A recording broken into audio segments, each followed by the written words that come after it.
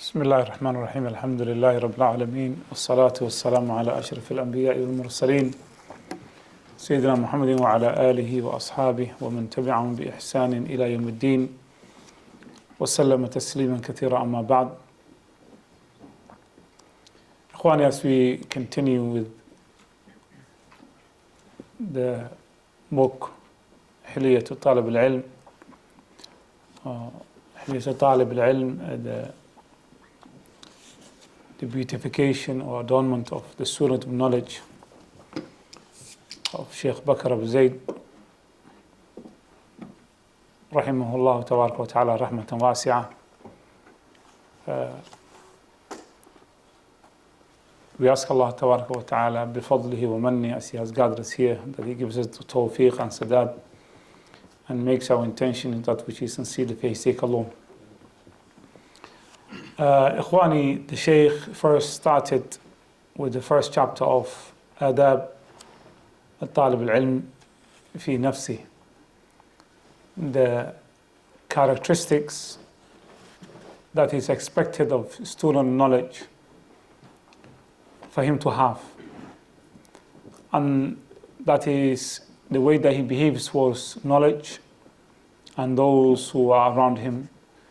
So he says, first of all, when approaches the knowledge, then it must be with the understanding that this is ibadah. This is an act of worship. By you seeking knowledge, this is an act of worship. So what you are here now is an act of worship, just like the salah is an act of worship.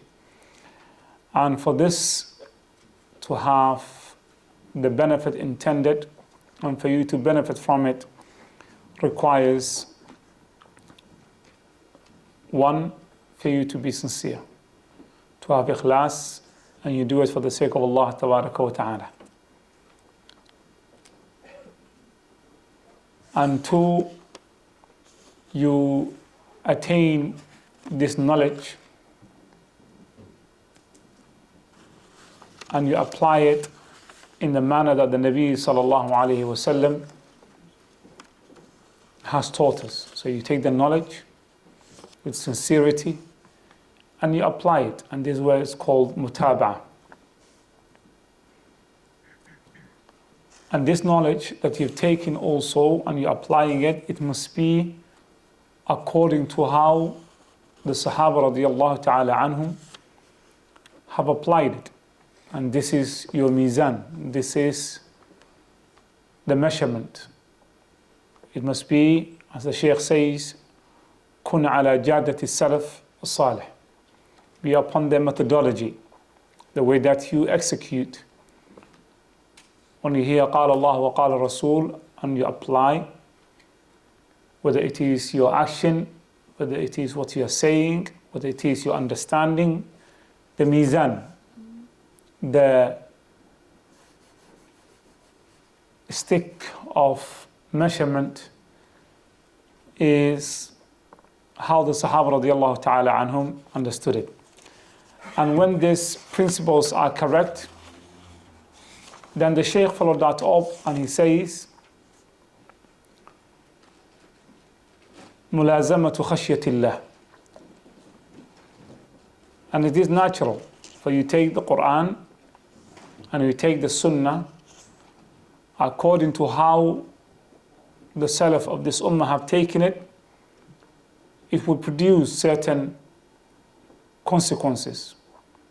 And among the greatest consequence that this knowledge that is based upon sincerity and mutaba'ah and upon the fahm and the understanding of the Salaf, it produces closeness to Allah. It produces closeness to Allah. And this is what khashya means. This is what the Shaykh says, وَمُلَازَمَةُ خَشْيَةِ اللَّهِ. As Allah tabaraka wa ta'ala says, إِنَّمَا يَخْشَى اللَّهَ مِنْ عِبَادِهِ الْعُلَمَاءِ. Those who are truly in awe of Allah tabaraka wa ta'ala are the people of knowledge.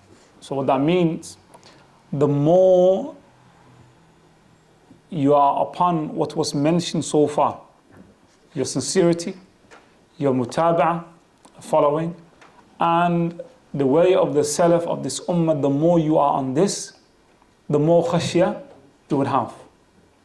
So a person who says that he is a Salafi, then this is expected of him more than anyone else, for him to be on this point, that he is someone who has khashya of Allah tabaraka wa ta'ala.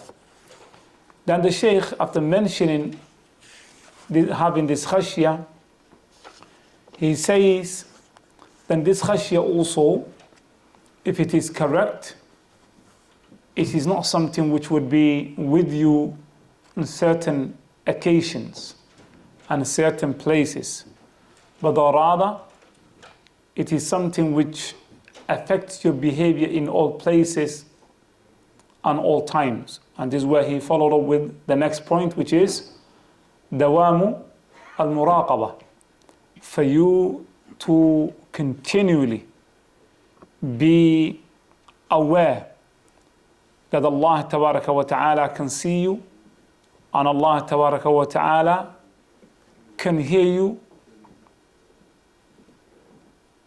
And the more you have this khashya in your heart, and the more awareness, then this will definitely be the case. But if you find yourself that there are certain occasions when you are with your friends, when you are in the public and here in the masjid, you are feeling and you are more, and then when you go home later on, it goes down. This is natural. This is natural. But the more the previous principles, the previous points that were mentioned are in place, the more you will also find when you go home and when you are with your friends outside, the muraqabah continues. You still have that effect. The Sahaba radiallahu ta'ala anhum, among them Abu Bakr radiallahu ta'ala anhu, that they feared that they have fallen into nifaq. And they came to the Nabi sallallahu alayhi wasallam explaining, and they said, Ya Rasulullah, when we are with you, we're crying. We are in awe of Allah tabaraka wa ta'ala. But when we leave your side and we go home and to the families and we're playing, we're just more relaxed. Is this a sign of hypocrisy? And the Nabi sallallahu alayhi wasallam said to them, if you continuously be outside, outside my presence, if you behave in the manner that you behave in front of me, then the malaika would be shaking your hands in the majalis. Meaning this is something not expected. So this majalis, one of the things that it does, it boosts iman. And one of the reasons that the Salatul Jama'ah has been legislated is for you to get that boost and for you to be lifted up by your brothers and for you to be protected and for your iman to get a boost. When you go home and you go to your wives or you go to your children or you go to your husbands or to the rest of the family or the community or your businesses, it's natural that you will be drained because you will be forgetting. And as such, the Shaykh says, وَدَوَامُ al-muraqabah is also what is expected from the student of knowledge to attain within himself. And then the Shaykh mentioned, if this is found, khashya, fearing Allah with knowledge, and always being aware that Allah can hear you, can see you, then this would definitely have an effect in the way that you behave towards what you are going to hear and the knowledge itself, and to your teacher, and the way that you behave with your fellow students and the wider community. And this is where the Shaykh mentions the fifth point, which is خفض الجناح ونبذ الخيلاء والكبرياء. that you will be humbled and you will be free from producing characteristics or behavior that is associated with arrogance. The more Allah Tabaraka wa Ta'ala is in your heart, the more that you become a person who appreciates Allah Tabaraka wa Ta'ala and understands that he or she did not get to where they are, or you did not get to where you are at that moment because of your own ability and your own intellect. Rather, this is the fadl of Allah Tabaraka wa Ta'ala upon you. And when you have this understanding, then you get to a point where you recognize there is nothing for you to be arrogant about. For you have not achieved what you have achieved because of your intelligence, because of your hard work, because of your wealth. No. هذا فضل الله عليك. And as you understand that this is from Allah's generosity upon you, also the khashya that you have and the understanding you have of Allah Tabaraka wa Ta'ala makes you become afraid that the qulub, that the heart are بين أصبعين من أصابع الرحمن يقلبها كيف يشاء, that the hearts are between two fingers of the fingers of Allah, and Allah turns them and that it could be taken away.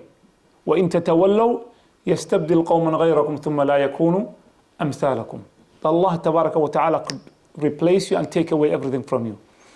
When you have this understanding, subhanallah, يعني, that what you have is a gift from Allah, فَضْلُ اللَّهِ عَلَيْكَ, subhanallah al-azim, then you don't dare and lift your head up by thinking that you are better than the next person. Rather, you feel grateful. And secondly, also to make sure that it's even firmer, you're afraid that this is not a guaranteed thing. This gift that you have is not guaranteed, that it could be taken away from you as it has been taken away from those before you. And among the things that will cause this knowledge and this ni'mah, this blessing that you've been given to be taken away, is by your heart deviating, by finding in your heart what the Shaykh describes, khuyala and kibriya, يعني i'jab, self-amazement, thinking that, yeah, it's all me. I done this, I earned this, looking down on others. Kibriya, belittling another person. This is what the Nabi sallallahu alayhi wasallam says, that al-kibru batarul haqqi wa ghamtun nas. That you think, yeah, I have the knowledge, I've memorized the mutoon, I've memorized the Quran, I know I've studied the Arabic language in detail, I know in and out, and mashallah, I sat with Sheikh Fulan and Sheikh Fulan, and if I now come to this majlis, I'm too big of a student for this guy to tell me what is the haqq. I'm too big of a student. Likewise, for you to belittle those who might not have memorized the Quran as you have, or those who have not learned the Arabic language as you have, or those who do not understand the basics of the hadith or the usul of the deen as Allah Tabaraka wa Ta'ala grant you, that you belittle them. Just like you might belittle those who you might find who are around you who are not dressed as expensive clothing as you are, or they don't have the same phone or the watch that you have. And these kind of things are from the signs of kibr. And it is not possible for a person whom Allah has settled in his heart, who has khashya and muraqabah, understanding that Allah Tabaraka wa Ta'ala can see him. And today, bi'idhnillah, we'll start again, which is a continuation of what the Shaykh has just mentioned, which is that one needs to keep away from characteristics that go against the whole purpose of having khashya of Allah tabaraka wa ta'ala. And here he says, one must adorn himself with التحلي برونق العلم. يعني the characteristics that is expected of the student of knowledge. نعم تفضل أحمد بارك الله. بسم الله والصلاة والسلام على رسول الله. Contentment and zuhud, asceticism. No, is that correct? Yeah. Okay, so we did not finish that. We did finish. نعم عفوا. نعم قناعة والزهد صح تفضل. Adorn yourself with contentment and asceticism. And the reality of zuhud is that zuhud is in the haram, unlawful, and to distance yourself from its boundaries by abstaining from the shubuhat, the matters of halal and haram that are unclear, and wishing for what is in people's possession. So number 6, Ikhwani, what the Shaykh mentions is al-qana'a, for you to be satisfied with what Allah Tabaraka wa Ta'ala has given you, student knowledge, wa being zahid, or in a state of zuhd, and that is for you to protect your akhirah by keeping away from even matters which are يعني فيه شك, even that is doubtful matters, and by that you leave tarku ma la يعني, you leave where there's no benefit. Ibn Uthaymeen rahimahullah tabaraka wa ta'ala, he says that when the Shaykh here mentions zuhd, it's as though he is referring to wara'. And there is a slight difference, he says, between wara' and zuhd. He says zuhd a'la maqaman min al-wara'. And then he says, defining both of them, he says al-wara'u tarku ma yadurruhu fil akhirah. For you to leave what would harm you in the hereafter. This is wara'. And this is what the Shaykh is referring to, he says. وَالزُّهْدُ التَّرْكُ مَا لَا يَنْفَعُ فِي الْآخِرَةِ. So you leave everything that will not benefit you in the hereafter. Not just the haram, but anything that will not be of no benefit. So what the Shaykh here is saying, al-qana'a, as he explained, وَحَقِيقَةُ الزُّهْدِ الزُّهْدُ بِالْحَرَامِ يعني al-wara'. That's what he's referring to. Al-wara'. For you to leave matters which would bring the akhirah and the reward in danger. وَإِبْتِعَادُ عَنْ حِمَاهَا. يعني, and for you to also keep away from things which are doubtful. بالكف عن المشتبهات والتطلع إلى ما في أيدي الناس. And by you يعني, focusing on what is in the hands of the people. The Shaykh says, Ibn Uthaymeen, ومعناه, what the Shaykh is mentioning, that the individual أن يقنع بما آتاه الله is for you to be satisfied with Allah Tabaraka wa Ta'ala has given you. ولا يطلب أن يكون مصاف الأغنياء والمترفين, and that one must not seek to be in the ranks of the rich and those who are living large, living يعني outside there, يعني living big, luxury life.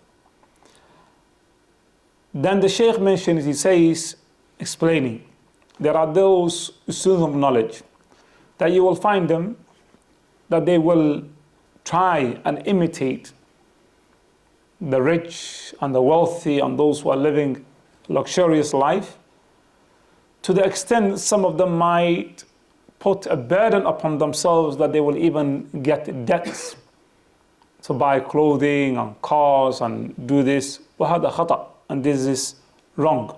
بل عليك بالقناعة. But rather you must live within your means and what Allah Tabaraka wa Ta'ala has given you. And this goes against, ikhwani, those who nowadays you find on YouTube and other places, dressed in the way of Tulab al Ilm and calling people, come and we'll show you how to make 6-figure. And doing courses and calling and saying, come out. هذا ليس من دين الله من شيء. And rather it is not associated with a person who wants khair for the ummah. And it's not associated with a person who wants khair for the people. This is not how the deen of Allah, especially if that individual is using the deen of Allah Tabaraka wa Ta'ala with to attain, Allah musta'an, attention for worldly gains.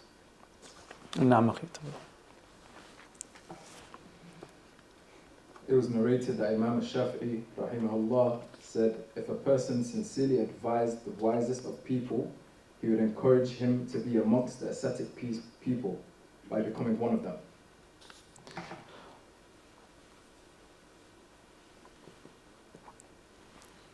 The way that it's been translated, that's not actually what the statement of Imam Shafi'i says. What the statement of Imam Shafi'i says, لو أوصى إنسان, يعني imagine someone dying and writing a will. يعني, and he says, give this to لأعقل الناس, give this wealth on what I have in my what I've put on my in my will to the most intelligent of people.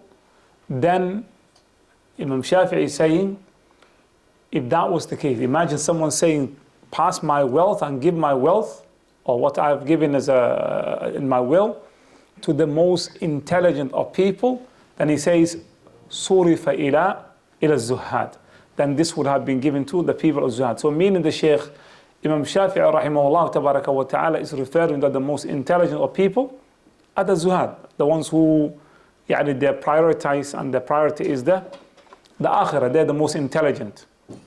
They're the most intelligent of people. And Ibn Uthaymeen rahimahullah tabaraka wa ta'ala istidrak an hadha al-kalam, he says that when dealing with wills, and that's not the case. When dealing with wills and awqaf and gifts and so on and so forth, then the understanding of what is meant by what the individual has said goes back to the urf. So if he makes that statement, give this to the most intelligent of people, then at that time it might not be the most intelligent of people. The zuhad might be other than them. So it goes back to what is in the urf. Now, it was narrated that when it was said to Muhammad ibn al-Hasan al-Shaybani, rahimahullah, that will you not write a book on zuhud, he replied, I have written a book on transactions, meaning the true ascetic person is the one who is cautious from falling into the shubahat, matters of halal and haram that are unclear, and things which are disliked, whether in business or other transactions and professions. That's why Imam Shafi'i rahimahullah tabaraka wa ta'ala considers the zuhad as being the most intelligent of people, because they have their priorities correct. They are concentrating on the most things which one should be concentrating, which is the akhirah. So a zahid is the one who even leaves even ma la yanfa, not just the harmful things, but everything where he sees will not benefit him in attaining his goals in the hereafter, he leaves behind. This is the most intelligent of people. And in the dunya also we'll find that the most successful or the most intelligent of people are the ones who say when they're business minded and trying to become successful, ask yourself, what am I doing? Is this action, will it help me and get towards my objectives in life? If it's not, what do? Khalas, remove it. If it's not, this is what it is. Even friendships. This friend of mine, will he aid me in attaining my objectives in life? If he is, he's someone to keep close to. If he's not, then, and that includes the akhirah. The akhirah, and that's why Imam Shafi'i rahimahullah ta'ala considers the zuhad as being the most intelligent of people. And here,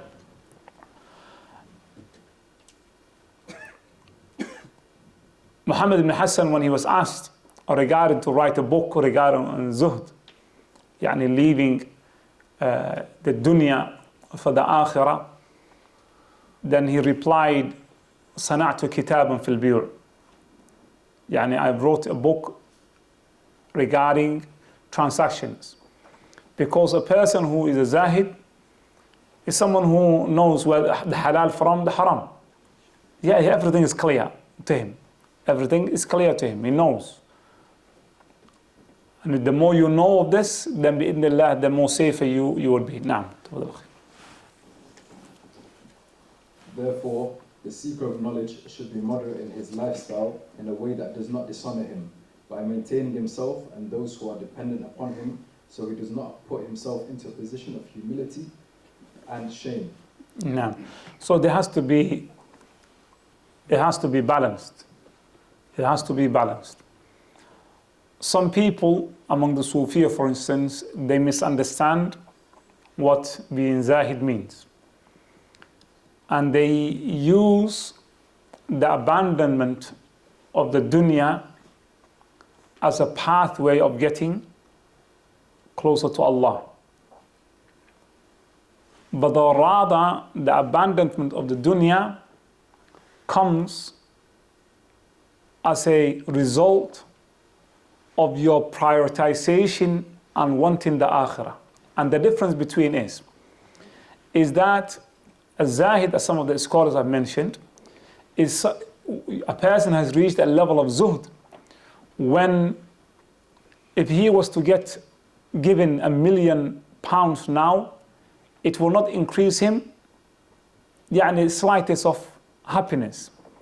And if he was to be told £1 million that belonged to you has gone missing, it will not decrease him in the slightest of unhappiness. That individual has reached a level of contented that this is not important to him. While attaining £1 million gives you rejoicement, then your qalb is still attached to the dunya. While losing £1 million puts pain in your heart, also is a sign that your heart is still attached to the dunya. So when your heart reaches that level, then you will not really care. You will not really, and as such, what the Shaykh here is saying is that one must not try and start living a life of destitute and thinking that this is how a student of knowledge should live. But rather, what is required is that you live within the means that Allah Tabaraka wa Ta'ala has provided for you. Behave so that it doesn't put you in harm in either way. It doesn't bring about dhul, putting your family and your children and those who are you responsible for in position where they have to beg and need and so on and so forth. And also, the other side is true that you don't live outside with this, that it takes you away from Allah Tabaraka wa Ta'ala. Naam. Our Shaykh Muhammad al-Amin al-Shinqiti, who died on 17/12/1393 Hijrah, rahimahullah, took very little from this worldly life. And I used to see him, and he could not differentiate between the values of different notes within the same currency. And he once said to me, I came from my country, Mauritania, and with me is a treasure that is very seldom found in the possession of anyone, and it is contentment. And if I wanted high status, I would have known the way to achieve it. But I chose not to exchange this worldly life for the hereafter, and I do not give my knowledge to attain worldly desires. So this is Shaykh Bakr Abu Zayd mentioning his experience with his teacher, Shaykh Muhammad Amin Shanqiti. And he says that what his Shaykh said to him is that when he came from Mauritania to Saudi, he came with a great treasure. And that treasure was content, that his heart was full content. And he says, يعني ولو أردت المناصب, if I wanted to reach position and get into certain positions in society, لعرفت الطريق إليها, I would have known how to get there. But I did not choose the dunya above the akhirah, nor have I chosen knowledge for the sake of attaining the dunya affairs. And Ibn Uthaymeen rahimahullah tabaraka wa ta'ala, on this matter, he says, when you hear this kind of statements, and he mentioned also previously regarding the statements of the Salaf, Shaykh Muhammad Al-Amin al-Shanqiti is not there to praise himself. He's not wanting by this statement that he wants to praise himself, but rather إنما يريد نفع الخلق. He wanted to benefit his students. So the way that now what Shaykh Bakr is telling us, that the student of knowledge needs to have qana'ah, that your heart needs to be content. If you're not content, then this will lead you to destructive behavior. Destructive behavior that could be harmful to your akhirah. Where did he get this knowledge from? From this statement. His teacher teaching him. And this is what Ibn Uthaymeen rahimahullah tabaraka wa ta'ala saying, that Shaykh Muhammad Amin al-Shanqiti was not trying to praise himself, but rather to teach his students what would be benefiting him, and that this is al-qana'ah. As this kind of behavior is not limited to him, is not limited to him, but rather it is behavior seen throughout of those whom Allah tabaraka wa ta'ala has described, إِنَّمَا يَخْشَى اللَّهَ مِنْ عِبَادِهِ الْعُلَمَاء, of the people of knowledge, those whom Allah tabaraka wa ta'ala has put barakah. Shaykh Ibn Uthaymeen likewise says, if you see Shaykh Muhammad Amin al-Shanqiti, you would think that he was someone from the countryside, the way he looked. He says that even he didn't care the abaya, the bishqat that he would be wearing. He didn't. The mandar didn't really matter to him. And he was content. He did not attain that happiness and contentment on the heart and the nur because of the zahir and the clothing that he was wearing. Na'am. Number 7, adorn yourself with the splendor of knowledge. To adorn yourself with the splendor of knowledge is to have beautiful manners, pious conduct, such as continuous peacefulness, awe, humility, humbleness, adhesion to the clear path, by filling one's outer and inner self with these qualities and leaving all the characteristics that oppose them. So here, the Shaykh then mentions the characteristics that is expected, physical characteristics and behavior that's expected from the student.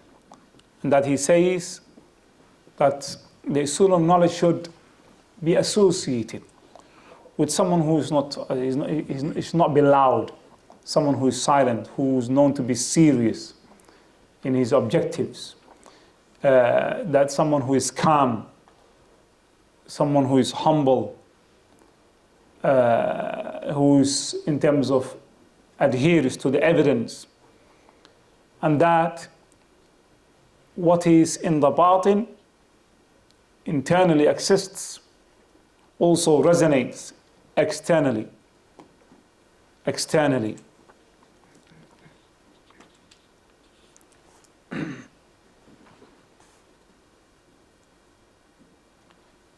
And this, what the Shaykh here mentions, as though it is istidrak of what he has already mentioned in the previous chapters regarding one keeping away from the characteristics of kibr and khuyala. What he mentions here is the opposite of that. Yani, not being arrogant. So here, if someone is not arrogant, what is expected of them and how they should be behaving. And this is khushu', being humble, tawadu', whether it's with other students, humble with them and with your teacher. This is what is expected. And that he becomes uswa, yani sets a good example for others, that he becomes a role model in his behavior. He becomes a role model in his behavior in all affairs. In all affairs. Na'am. It was narrated that Ibn Sirin, rahimahullah, said, they, the Salaf, used to learn manners as they would learn the knowledge. It was narrated that Raja ibn al-Haywa, rahimahullah, once said to a man, narrate a hadith, and do not narrate to me through a person who is lifeless or a slanderer. So, what the Shaykh here mentions again from Ibn Sirin is that the Salaf, they used to pay a great deal of attention to the character of the students of knowledge and as such to their behavior. And even it is said that one of the students of Imam Ahmad rahimahullah tabaraka wa ta'ala mentioned that he followed and he listened to Imam Ahmad explain a whole kitab, I think it was Muwatta. And he said, I have not written one hadith. I have not written one hadith while the Shaykh was speaking. And people were astonished and they said, what was the benefit of you sitting there if you have not been writing? And he said, rather, I was learning from his hayah and his silence and his mannerism and his character. And this is what the Salaf used to say, and this is what Ibn Sirin has said, كانوا يتعلمون الهدي كما يتعلمون العلم. They used to learn the characteristics and the manners of the student of knowledge and how they should be behaving, just like they would be learning the recitation of Surah Al-Fatiha and how to pronounce it correctly. They would also be learning how does a student of knowledge behave with the people in public, with their wives, with their children, how they sit in the majlis, and everything that's to do with the guidance. Now,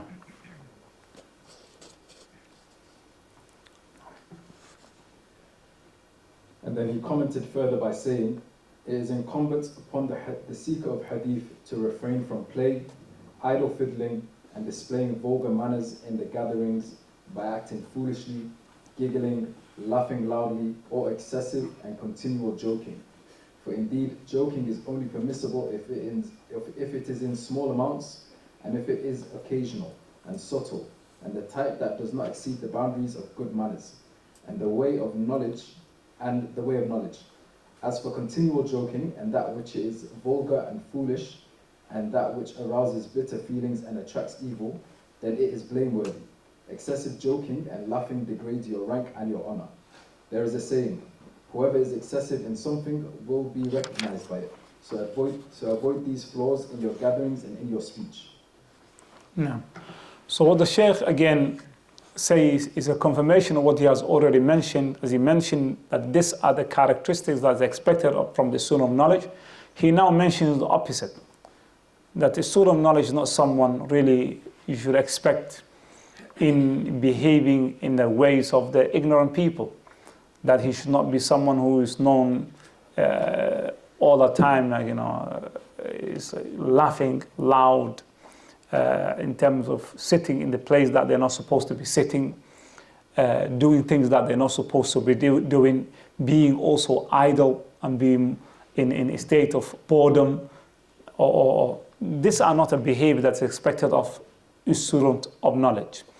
And then he concluded this by saying, "Man akthara min shay'in urifa bihi."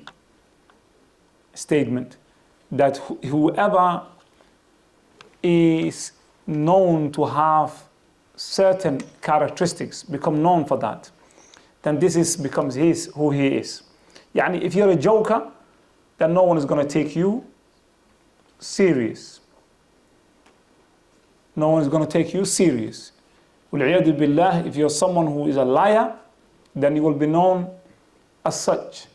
If you behave in a foolish manner, then you will be known as the fool, and so on and so forth. So as such, man akthar min shay'in urifa bihi. Whoever is like, does something extensively, then this is what he will be known as. And when it comes to laughing, the Nabi sallallahu alayhi wasallam, he said, smiling, تبسم في وجه أخيك, for you to come with a smile and in terms of in the face of your brother. And this is sadaqah, the Nabi sallallahu alayhi wasallam called it. He said this is sadaqah. For you to come with a smile is a sadaqah. And as such, if a person was to smile in the face of his brother, this is, the Nabi sallallahu alayhi wasallam says, ibadah. And it eases your brother and it shows certain level of tawadu'. But what the Shaykh is going against is for you to be laughing and for you to also be smiling in the places that you should not be smiling. There are certain places where the matter is serious and it requires seriousness. And for you to smile in those kind of places, then it would be taken as something which is not praiseworthy. The Shaykh mentioned, نعم تفضل أخي carry on. Amongst those who are ignorant, there are some that think that there is relaxation in doing this excessively. Carry on. It was narrated that Al-Ahnaf ibn Qais said, "Preserve your gatherings from the mention of women and food, for indeed I hate a man who describes his private parts and his stomach." Yeah, so the Shaykh continued on the same matters, and he says, some people out of ignorance, they think that laughing out loud and doing things which is not befitting us of students of knowledge actually is part of relaxation and they try and beautify it. But that's not the case. And then he mentioned the statement of Al-Ahnaf where he says, جنبوا مجالسنا ذكر النساء وطعام. Don't bring to the state مجالس العلم and places of seriousness, talking about things which you should not be talking about, idle talking. Ibn Uthaymeen gave an example. He says, like when someone's saying, last night I had the greatest meal, man, I'm still full. I can't. What does that got to do with the majlis? This is not a place for you to talk about what you ate last night. Do you understand? And worse than that is the one who brings to his majlis what is happening at home. وَالْعِيَادُ بِاللَّهِ. And talking about his wife or talking about her husband. And Ibn Uthaymeen here mentions that min asharri nas, the most evil of people, in the Allahi manzilatan, with Allah tabaraka wa ta'ala in their status, yawm al-qiyamah, on the day of judgment, arajulu yufdi ila imra'atihi wa tufdi ilayh, the one whom there is his wife reveals secret to him or he does to her, and then thumma yunsharu sirrah, and then he becomes someone who spreads this and he tells his family and what's happening at home to others. وَالْعِيَاذُ بِاللَّهِ. This is evil behavior. And as such, what the Shaykh is saying, that a student of knowledge must be serious and must only speak of matters which really need to be spoken about. نعم. Ibn Uthaymeen mentioned another issue, ikhwani, which is probably important to all of us here. And here he says,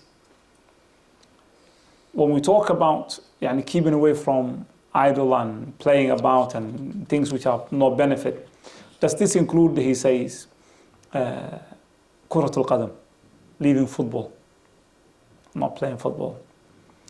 The Shaykh says كرة القدم لا بأس بها. There is no problem with it, but with conditions. One, أن يكون اللباس ساترا. That what you're wearing must cover the awrah. Must cover the awrah. And the awrah of the man is from his navel to his knees. Yeah, the knee is not included. The thigh. So up to the knee. The knee is not awrah. The knee is not awrah. So from the navel to the knees. The second, وَأَلَّا تُلْهِي عَنْ وَاجِبٍ.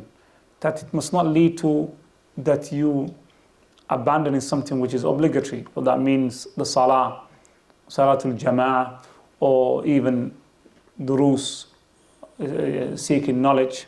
These are things which are obligatory. So if football is taking you away from this, then it is not befitting. وَأَلَّا تَشْتَمِلَ عَلَى سَبٍّ وَشَتْمٍ. And it must not involve in swearing and insult and so on and so forth. And fourthly, he says, وَأَلَّا تَكُونَ دَيْنَ لِلْإِنسَانِ. That the individual must not be in debt, كَحَالِ مَنْ يَلْعَبُ كُلَّ النَّهَارِ, like the ones who play all day long. But he's saying that individual must be working. He says, أحيانا, if an individual works, if he plays sometimes that there is no problem, or rather, football, تنشط البدن, it relaxes the body, and it's something which is تقويه and strengthens. So there's no problem in that. And then he mentioned an important point. He says, وَلَيْسَ مَعْنَ اللَّعِبِ بِالْكُرَّةِ أَنْ يَقُومَ طَالِبُ الْعِلْمِ فِي الْأَسْوَاقِ. Playing football doesn't mean that you go and start running around in public and where community can see you. Now you go in a private place. You, as a student of knowledge, must be known as a serious person. Rather, you should not be in public where the children and the community are. You must not be, go play somewhere private. Don't run around in the streets. نعم. هذا لا يليق, the Sheikh says. نعم. تفضل. In the judicial book of the inspired speaker, the commander of the believers, Umar ibn al-Khattab, said, and whoever adorns himself with other than that which he possesses, then Allah will disfigure him. Subhanallah. This is a great statement, Ikhwani, from Umar al-Khattab radiyallahu ta'ala anhu. And that is,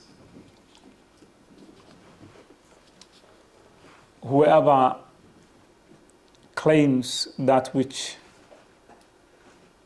is not from him, and the one who behaves like a student of knowledge, he shows that he's serious, but he's not actually serious internally. He learns titles, regurgitates certain phrases to show others that he has the knowledge and to be known by his friends, but he's not really serious. Or in the other case, that he wants to show that he is someone who is serious in his ibadah, in his worship of Allah tabaraka wa ta'ala, that he is abid, khashi', but in reality, he is not that. He behaves in a manner that is of nifaq, hypocrisy. Umar radiyallahu ta'ala anhu, he says, "Man tazayyana bima laysa fi," the one who adorns himself with things which are not from him, then shanahu Allah, Allah tabaraka wa ta'ala will expose him. Sooner or later you will be found out. Sooner or later you'll be found out by your own either tongue, behavior. You'll be caught in things that you're not supposed to be doing, and places that you're not supposed to be doing. أم حسب الذين في قلوبهم مرض أن لا يخرج الله أضغانهم ولو نشاء لرأيناكم فلعرفتهم بسيماهم ولا تعرفنهم في لحن القول. Those whom their hearts there is a disease, they think that Allah tabaraka wa ta'ala will not, they not fear that Allah will not expose them. They'll be exposed. and Allah Tabaraka wa Ta'ala will show them who they are. And this is, ikhwani, one of the things that brings about one being in a state of humbleness and humility that every single one of us should fear. And if you are at this moment in time thinking, subhanallah, am I a hypocrite? This is alama min alamat al-iman. This is a sign. As the Salaf used to say, لا يخاف النفاق إلا مؤمن. The only one who truly fears being a hypocrite. And now is like literally thinking, subhanallah, is this statement about me? And fearing Allah Tabaraka wa Ta'ala is going to expose him upon hearing what we just said. This is a sign that is, mashallah, positive, iman. And if one is not even be moved, and rather if one thinks that this statement is referring to someone else and his mind is someone else, then this is a sign, wal-'iyadu billah, of nifaq. La ya'manu nifaqa illa munafiq. The only one who feels safe from hypocrisy is a true hypocrite. So ikhwani, if you're feeling at the moment, subhanallah, you think to yourself, okay, when I wear the thobe, the beard, when I carry this book, memorizing the Quran, when I learn the Arabic language, when people know me, like, mashallah, they see me, am I doing this? Am I really, if you question yourself, this is positive. And bi'idhnillah, that fear and that question will keep you on track, and be steadfast and be careful. But if you really are not even moved by this, then wal-'iyadu billah, your time will come. Your time will come and you will be exposed. And that's why, ikhwani, a person who is upon the haqq and wants the truth and wants Allah Tabaraka wa Ta'ala to open his eyes, all he has to do is be patient. Sooner or later, the people of Ahl al-Dalal, they will expose themselves. Even those who now today speak with the tongue of sunnah and khair and whatever, if those people, their hearts is disease, Allah Tabaraka wa Ta'ala will expose them. Will expose them. And for you, all you have to do is be patient, and you will see the truthful ones from those who are liars. But at the same time, you yourself fear, subhanallah al-azim, will I be among those who will be exposed? Will Allah Tabaraka wa Ta'ala bring my secret to the open? And all of us, ikhwan, we have. Wallahi, if Allah Tabaraka wa Ta'ala does not shower us with His mercy, then we all know ourselves that we do not deserve to be where we are at this moment. If Allah Tabaraka wa Ta'ala took upon us of our shortcomings and what we do behind doors and when we are outside the masjid, if Allah Tabaraka wa Ta'ala has not kept it hidden from the eyes of the people and Allah has not protected us, wallahi, you will know, and I know, all of us, those brothers who are sitting beside us now, they will not be there. The nearest to us will not be giving salam to us. If they truly knew what we are and who we are. The only reason that we are still in these kind of gatherings and we still have the respect of our brothers beside us is the mercy of Allah Tabaraka wa Ta'ala upon us. And Allah Tabaraka wa Ta'ala keeping those secrets hidden for us. But for how long? Allah says, وَلَئِن شَكَرْتُمْ. If you're grateful for that, if you're grateful for Allah Tabaraka wa Ta'ala keeping those secrets hidden and Allah Tabaraka wa Ta'ala keeping your honor intact, if you're grateful and you thank Allah for that, and you ask Him, oh Allah, please don't expose me. وَلَئِن شَكَرْتُمْ لَأَزِيدُنَّكُمْ. Allah Tabaraka wa Ta'ala will keep that sitar and curtain upon your shortcomings. But if you keep away from Allah and you become ungrateful and you think that you can continue play the game, then the statement وَمَنْ تَزَيَّنَ بِمَا لَيْسَ فِيهِ, the one who adorns himself with that which is not from him, from his character, from his true character, شأنه الله. Allah tabaraka wa ta'ala will expose him, whether he likes it or not.